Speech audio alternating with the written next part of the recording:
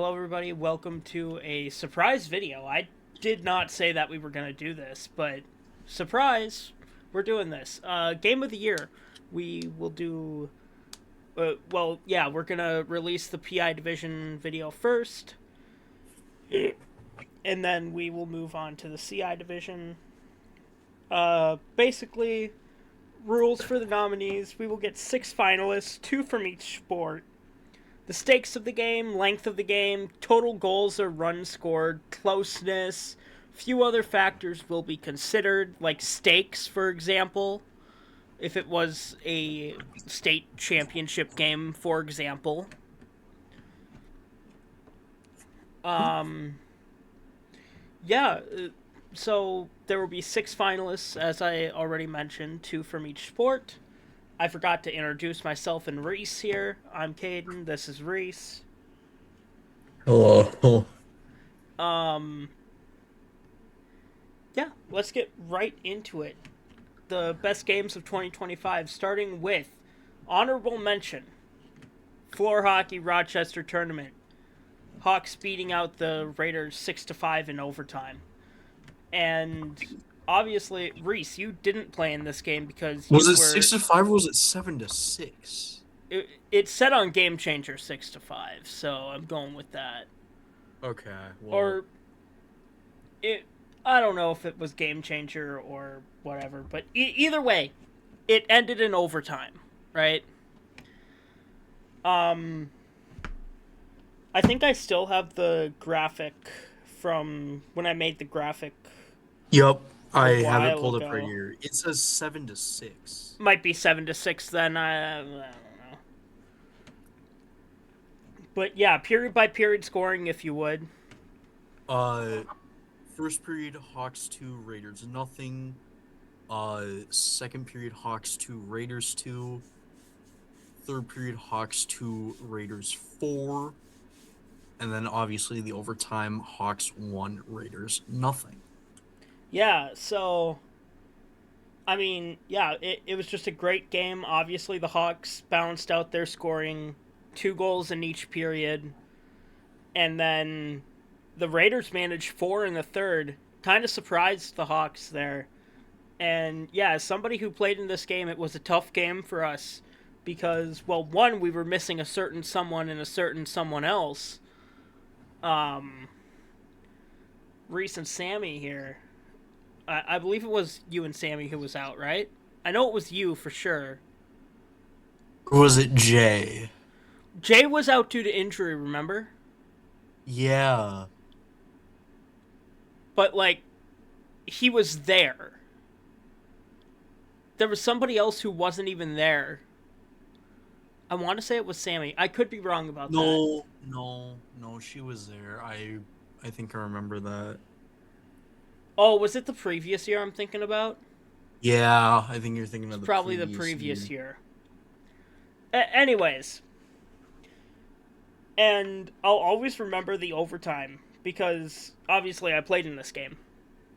I'll always remember the overtime because very early on in the overtime, like 30 seconds into it, me and Andrew Westerman, one of Rochester's top 2 players, decided to get matching high sticking penalties.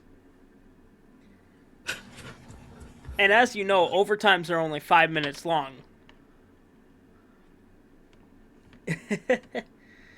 um, and then, yeah, I got out of the box and got on a breakaway and scored a wraparound goal to end the game. Now, the reason why this is an honorable mention and not a finalist is, well, the simple reason is because of stakes. It was a Rochester tournament, and the trophy had already been handed out. This was just for fun game. It wasn't even a regular season game. Wasn't a state tournament game. It was a just for fun game at the Rochester tournament. So we couldn't really make it a finalist, but we had to make it an honorable mention.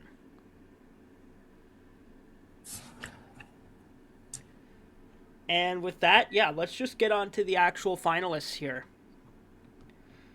Starting with Finalist 1 Soccer Consolation Championship game, Dakota Hawks beating out the Mustangs, Anoka Hennepin Mustangs, 5-3. And I was able to catch the tail end of this game. What a game. I mean, what a game. Obviously, the Hawks went into this one not expecting to do much, right? They went into this game expecting, hey, maybe we can get a win over Robbinsdale. And they did.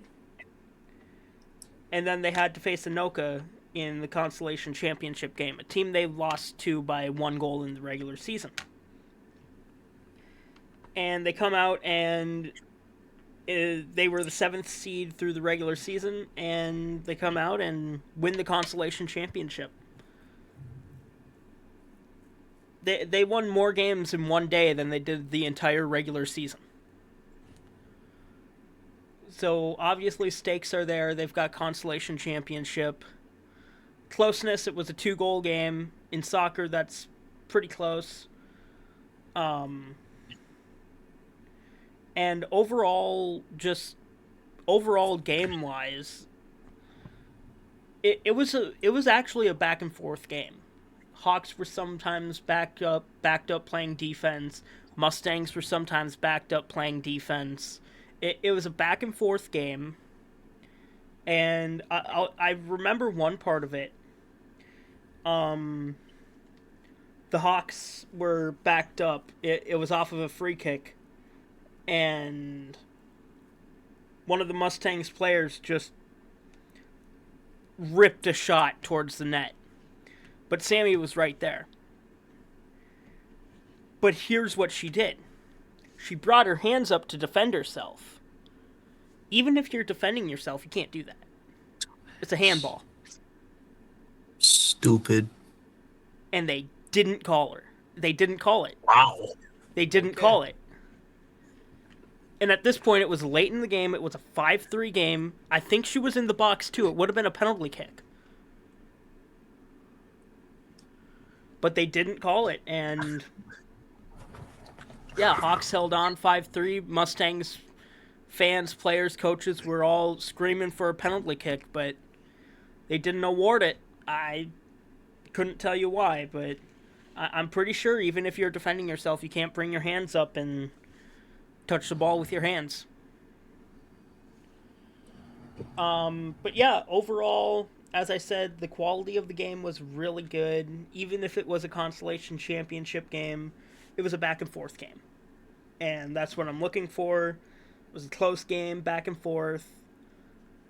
But yeah, Steph Nora and Dylan just led the Hawks to victory with... do you by chance have the soccer article up? The Final Day Soccer article up? I think they talked about it a little bit. I don't, but I can pull that up right now. I can pull that up. Whatever you have pulled up. You see, I was still on your Twitter page looking at the... Yeah, I don't know why. Let's see. It should be under this one, hopefully. Yeah, they did a little bit. Steph Nora Sarpong scored 4 goals to lead Dakota United past Anoka Hennepin 5-3. So there you go. 4-goal game by Steph Nora, the rookie, to lead Dakota United past Anoka Hennepin. And yeah, I think that's really all we've got, unless if you've got something. I really don't, because... Yeah, you didn't see it, yeah. I didn't see any of it. And I feel like for a lot of these games, I'm going to just not know what to say because I didn't see them or I don't remember them. Yeah. Yeah, that's fair. So, yeah. Well, I think the next one you might have some things to say about it because it is the Soccer State Championship game.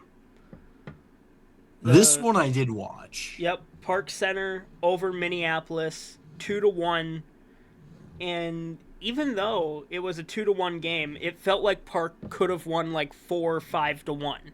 But the Absolutely, I would. Minneapolis goalkeeper really kept them in the game, and the Yeah. Minneapolis defense as well, lights out, holding Park to 2 goals.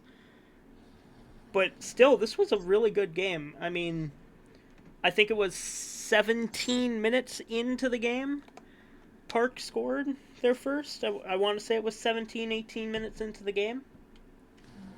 15 Was it 15? from what the recap is saying on the MSHSL website. Well, there you go. 15 minutes into the game, Lincoln Searcy with the goal. And then early on into the second half, I believe it was, Park got a penalty shot and Lincoln Searcy put that one away. Because of a handball in the box, Yep, correct? handball in the box. Yeah, one of the wheelchair players caught the ball. Just straight up caught the ball. Huh. All right. And yeah, that was a handball and penalty shot, and Lincoln puts it away. 2-0 Pirates. And as I said, it was all Pirates. The Pirates had pressure the entire game. The Tigers did have some breakouts, but it was all Pirates. And one of the Tigers' breakouts turned into a goal by Abubakar. I hope I'm saying that right, by the way. And that was late in the game. There was like 6 minutes left or something, 5 minutes left. And yeah, Abubakar got them back into the game. And all of a sudden, it's a 2-1 game, late. But here's the thing, the Pirates kept putting on pressure. And that's what I love to see. Don't let them. In soccer, you could have an empty net. Don't let them get that extra attacker out. Keep the pressure on. And that's exactly what they did. The Pirates almost never got it out of their half of the floor. The only time they did it, there was like 5 seconds left in the game, and Evan just decided to boot that one away, and game's over. Obviously, the stakes are there. It's a state championship game. Um, it was the Pirates' first state championship since 1998. And first state championship game since 2000. Yep, in soccer. Have to clarify, in soccer. But yeah, I mean, I'm sure there's something else that you would like to add on. Yeah, from what I saw, I mean, just like Park, the, that defense was hard to break through, and it showed they frustrated Minneapolis. And I feel like you have to, once you get in a tight game like this, defense matters. One slip up and it's either a tie game or it's a opportunity on net that your goalie has to come up big. And yeah, the Park goalie and the Chairs came up big and when they had to. And yeah. Yeah, huge props to both defenses for that matter. Um, yeah, I think that's really all we've got for this one. Let's move on to our third finalist and first one from floor hockey down in Rochester. This game pretty much decided the Rochester tournament. Those were the stakes. And it was high scoring. It was a 10-9 game. Once And again, not I was not there for that, so yep. I'm just gonna let you Yeah, speak about it. I have the. unfortunately, I don't remember much about the game, but I do Do believe you that want me you to give you have. the period by period summaries, or do you Yes, that want? would be great. And then do you want like stats as well? If Yes, absolutely would be great. Okay. So obviously you see the score: Maple Grove 10, Hawks 9. First period, I believe that is, yeah. 3-2 Maple Grove after the first.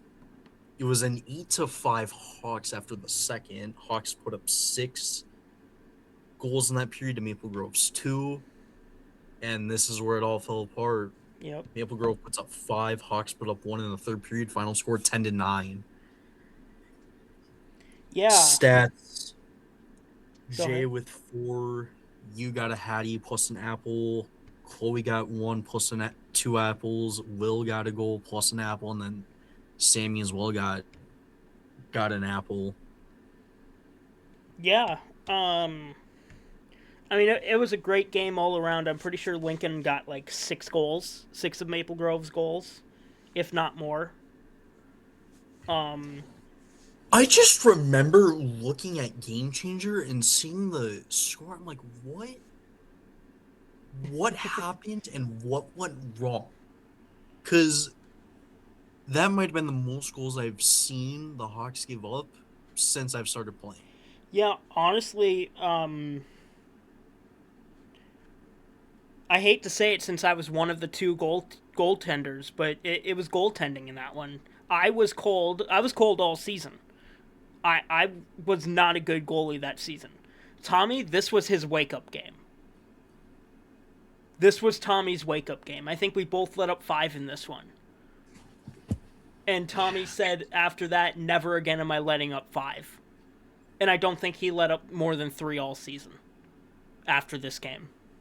He might have let up a 4, but like that's it.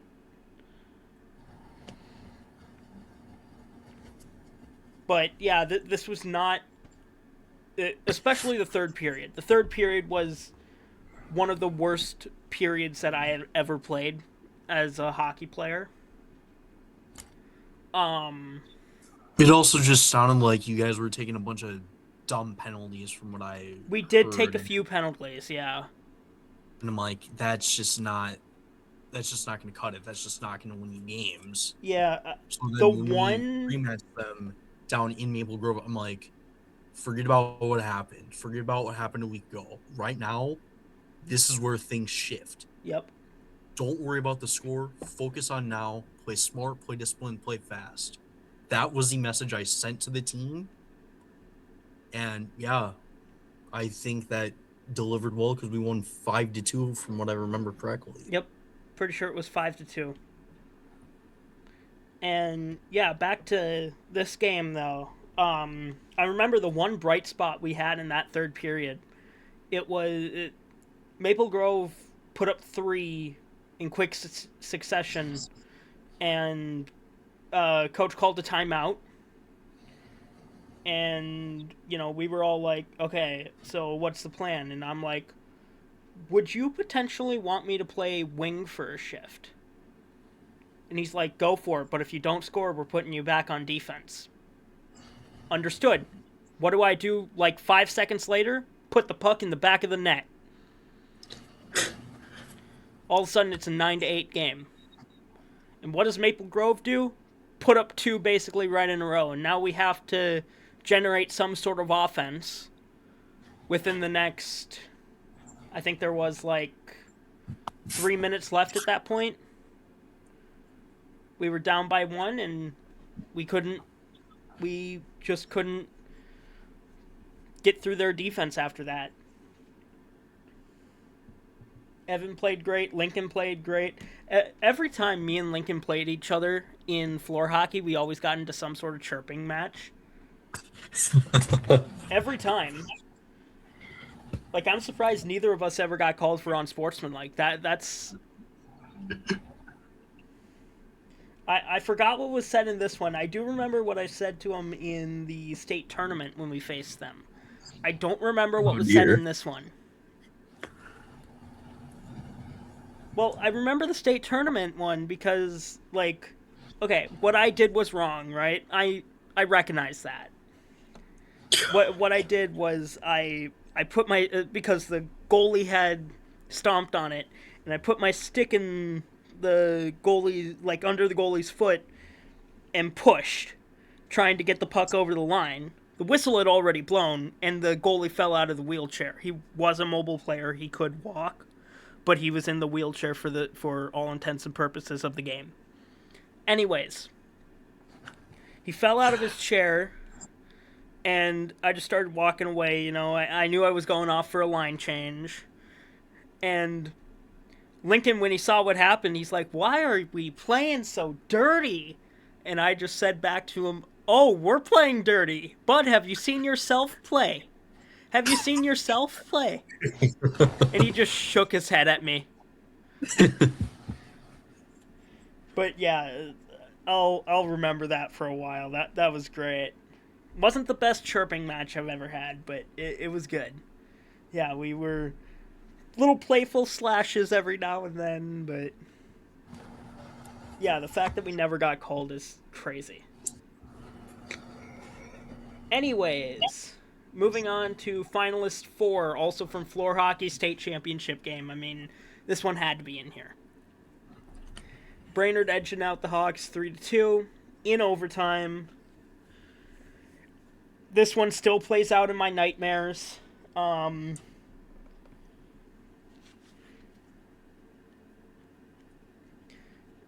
Yeah, I the only thing I remember from the game is the last 5 minutes and the The first two. worst part about it was they scored when we were on the power play too, on just Yeah, like a weak backhander.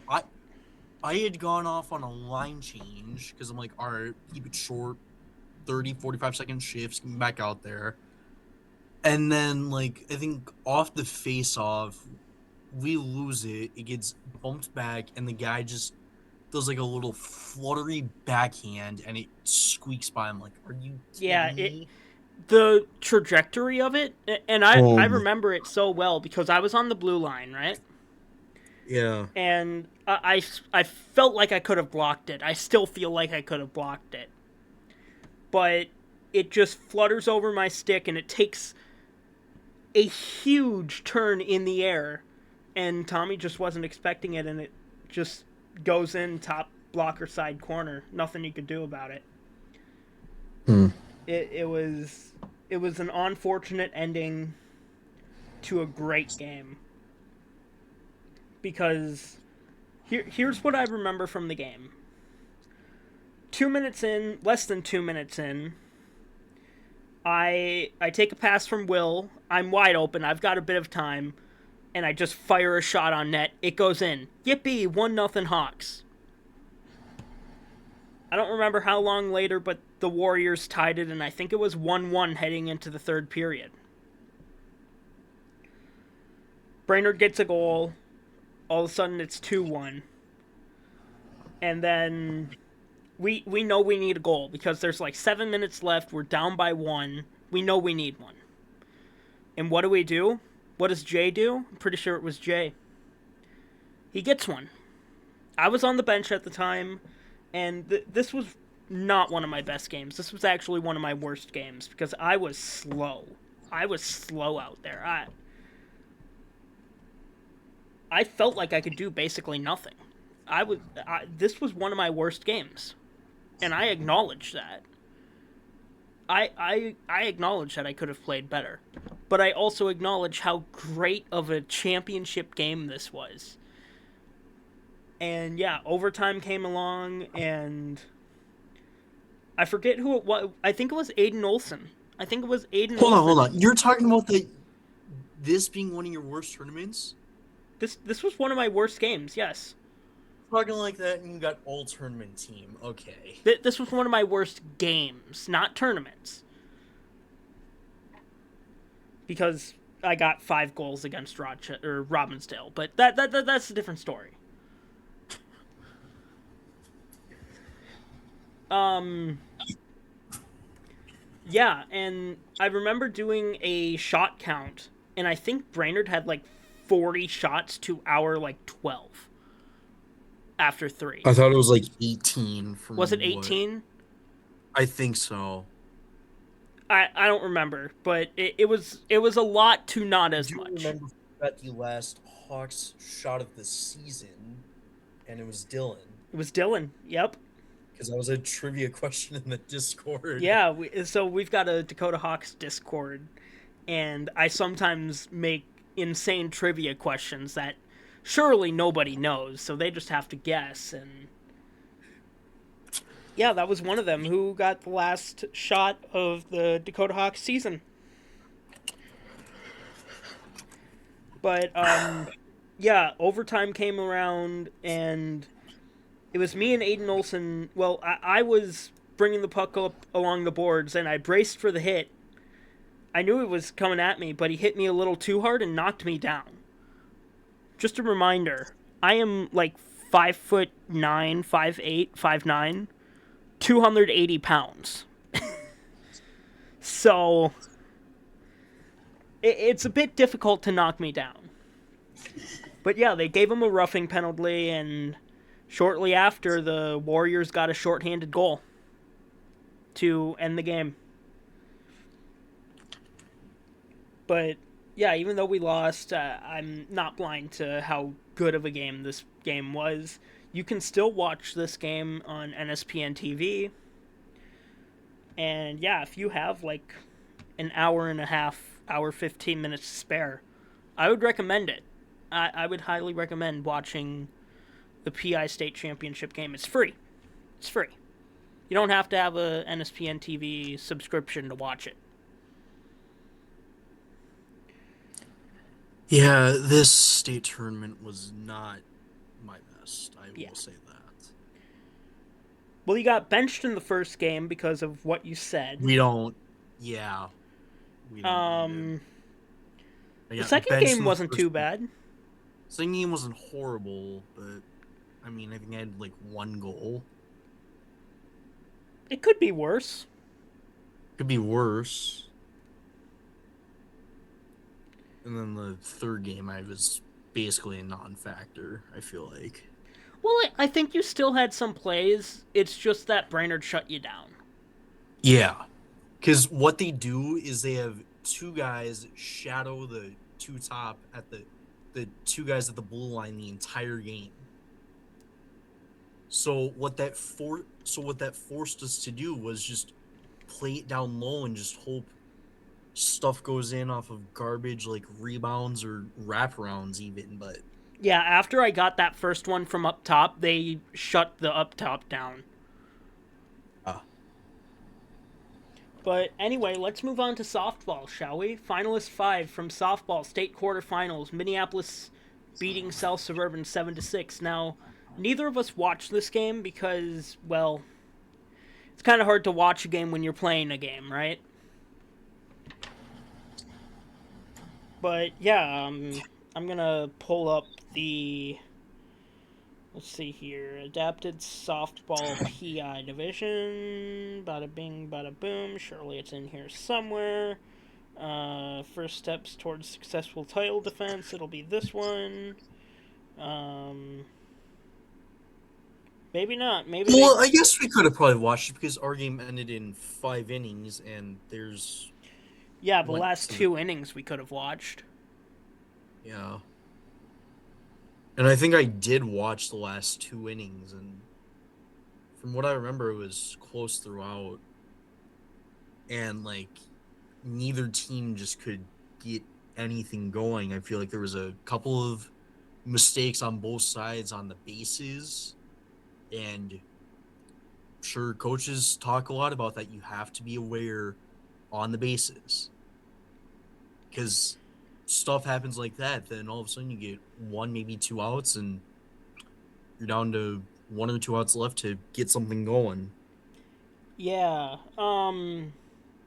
Unfortunately, in the article, it does not say anything about this game. It says a lot about what happened in our game, but this was not our game. So, yeah, we just have to kind of play it by ear here. I mean, yeah, the stakes are there. It was a one-run game, and from what I hear, Minneapolis got that seventh run in the seventh inning. From what I hear, I could be wrong about that. I don't know much about this game. Oh, I think you're right. They did get that seventh run in that seventh inning, And which would have been a walk-off, no? yeah, no, yes, because they were the higher seed. Yes. Yeah, that's right. They did walk it off. I think I remember that.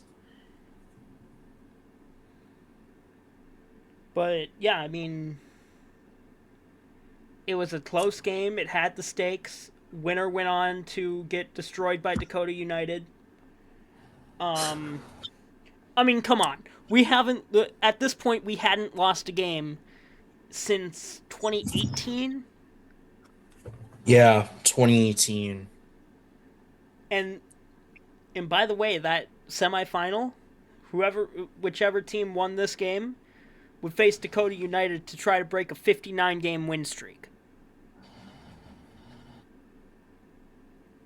So, yeah, those were the stakes. Um, The result of that semifinal was 14-2, and you yeah, can probably guess who won that. yeah, yeah. Yeah, we just don't really have much to say about it. This is just here for some flavor, really. Um, I'm gonna give you a spoiler alert here. This does not win. Um, yeah, it's really just here for some flavor. Moving on to our final finalist, finalist six, Rochester over Osseo in the state semifinals in softball, 6-5, and I remember this game well. We were able to watch the sixth and seventh inning. No, I'm not going to make a joke about that. No, we actually were able to watch the sixth and seventh innings, and yeah, I remember it well because how it ended was off of a really. I personally disagreed with the call. Do you remember what happened, Reese? I don't, but if you start talking about it, So, then I. you know how the rule is when the ball hits the wheelchair, the play is dead, right? Yep, yep. You have to be halfway to whatever base you're going to in order to be counted as safe at that next base. Well, there was a player heading to home plate when the ball hit a wheelchair. That's right. Yeah, now I do remember that. And personally, I thought they were only about a quarter of the way to home plate. Instead, the ump ruled that they were over halfway to home plate and safe at the plate. 6-5 final. So it ended in drama. The winner got to get destroyed in the final, in the championship game.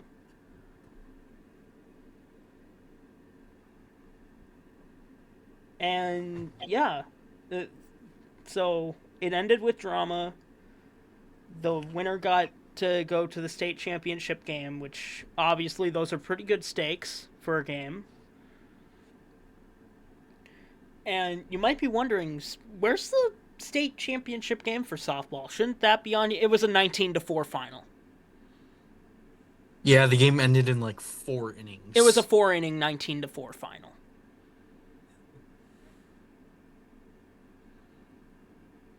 So, yeah, that's why the state championship game isn't on here. Because the Dakota Hawks decided to just put Rochester down. Put him in a chokehold and make him go night night. Yeah, personally, I didn't know that Hawks could kill Raiders, but here we are. Because aren't Raiders like pirates or something? Hang on. No, Pirates What? is Park. No, Raiders. It, A they're person who attacks an enemy in the enemy's territory. yeah, That's what the definition of a raider yeah. is. You know, you would think the Raiders would win a lot of away games.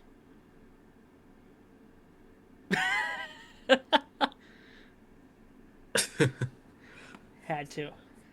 Anyway, unless if you have something else, I say we move on.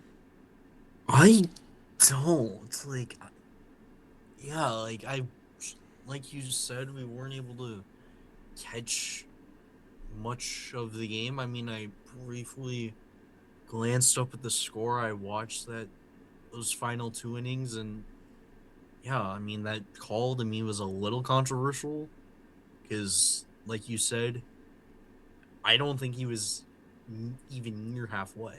Yeah, I did not think the runner was halfway. But yeah, anyway, and now for the moment we have all been waiting for. The game getting crowned of Game of the Year 2025 PI Division Game of the Year is the Floor Hockey State Championship game. I mean, we've already talked about it. It was a really great game. Even though Brainerd held most of the pressure, it was still a really good game. It went to overtime. How much higher stakes can you get than state championship game overtime? I don't think there is. I don't think you can come up with stakes much better than that. And just for reference, in the previous 3 state tournaments, the Hawks and Warriors have met in all 3 of them. In the 2020, it would have been 2023 tournament, right? Yeah, 2023 Yeah. tournament. Yep. The Hawks fell to the Warriors in the state championship game in overtime by a score of 4-3. Very next year, in the semifinals, the Hawks took down the Warriors in, was it triple overtime? Double. Was it double? Double overtime Yeah. by a score of 5-4. Yep. 5-4. And then yeah, obviously this past state tournament, 3-2 in overtime. What a game! Can't really get much higher stakes than that. And yeah, I mean, we've already talked about this game quite a bit.